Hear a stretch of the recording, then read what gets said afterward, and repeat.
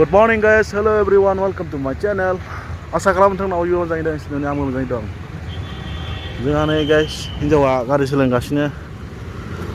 नै मास्क गाननायाव नोंसो. एकदम बोरैबा सालायखाथारो बोरैबा साइसआव नै. माबाखौ बुलेटजोंसो समायगोन guys बेखौ. रयेल एनफिल्ड हान्टार 350 सो स्कुटिनि समायथारा. हनै जेबो समाया मानसि गिदिर.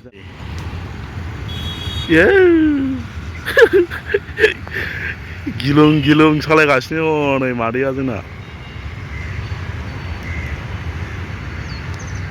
एकदम लासै सालायखायो हनै.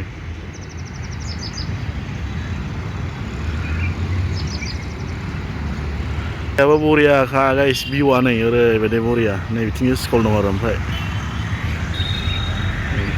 राउन्ड आथिंजाय सान्दुंआबो नोगोद थां थां जाबायनो दसेनो बे रोखोमजानि नोगोद सान्दुं नै. नै सालायगासिनो बिथिंजाय सालायगासिनो गाइस राउन्ड मारिगासिनो राउन्ड. रोंनायालाय रोंखायो ओमफ्राय गियोना बिसोरो दा माबोरै गोबावबा आरो फाग्ला बायदि सालायो बिथिंनि मानसिफ्रा. एसे नांबानो दाय जायो ओमफ्राय जाब जाबसो बिथिंनि गारि सालायनाया गाइस. जोंनि आसामनि बायदि नङा बेंगलराव बिराद फाग्ला सालायनांगौ. एसे नांबानो दाय जायो बिसनिया.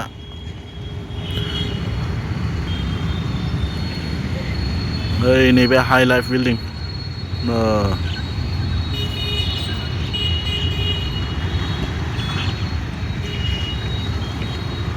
नै बिथिंजाय स्कुल दं इन्टारनेसनेल स्कुल.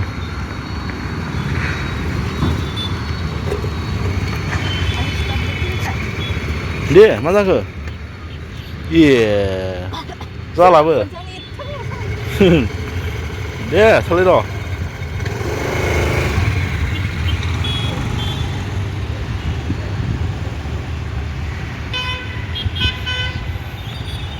स्कुटिया समायमारा गाइस बेजों नै 350 नांगोन.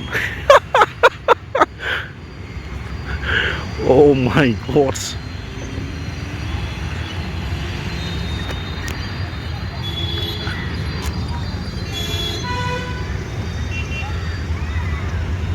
टाइमाबो खैथा जाखो दायो नै 8टा जाबायनो 8:14. ओरैबायदि सान्दुं बेयावनो दाना 8:14आवनो नै ख्रां ख्रां सान्दुङा गरम जासिगोनलाय ओमफ्राय दा.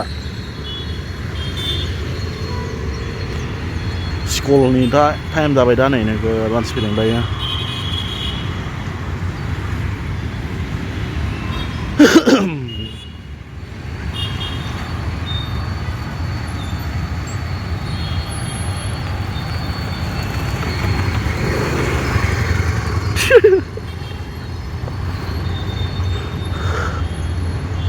रागा जोंलायबावगोन ना मिनिबाथाय.